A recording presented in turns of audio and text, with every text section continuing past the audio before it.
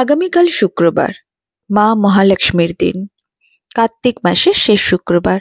এই দিন আমরা কি এমন করতে পারি যাতে সারা বছর মা লক্ষ্মী আমাদের ঘরে স্থিরভাবে বসবাস করে?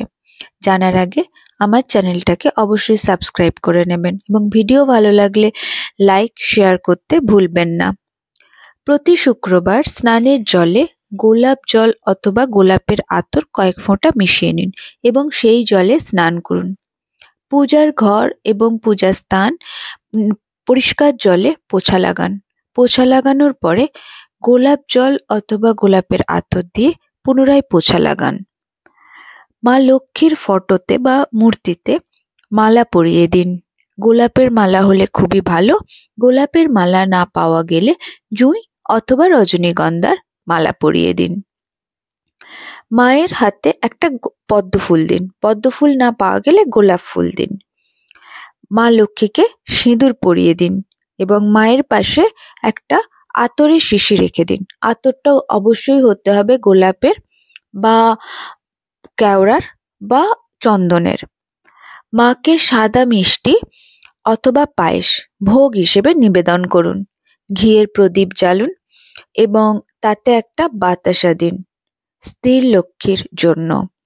আর সৌভাগ্য লক্ষ্মীর জন্য তাতে দুটো এলাচ দিয়ে দিন। কর্পূরের আরতি করুন। যে কর্পূরে আরতি করবেন তাতে একটু ঘি মিশিয়ে নিন এবং দুটো ফুলওয়ালা লবঙ্গ দিয়ে দিন। শঙ্খ বাজান। তারপর পদ্মবীজের মালাতে শ্রীম মন্ত্রটি জপ করুন। 1 মালা, 3 মালা, 5 মালা, 9 মালা অথবা 11 মালা। বিষ্ণু সহস্রনাম পাঠ করুন। পাঠ করতে না পারলে শ্রবণ করুন। মা লক্ষ্মীর অষ্টতর শতনাম পাঠ করুন আর পাঠ না করতে পারলে শ্রবণ করুন। এইভাবে যদি আপনি কন্টিনিউ প্রতি শুক্রবার মা লক্ষ্মীর পূজা করেন তাহলে আপনার ঘরে সারা বছর মা লক্ষ্মী বিরাজ করবেন। পুজো আপনি আপনার নির্দিষ্ট সময়কাল মেনে আপনি আপনার সুবিধা মতো করবেন।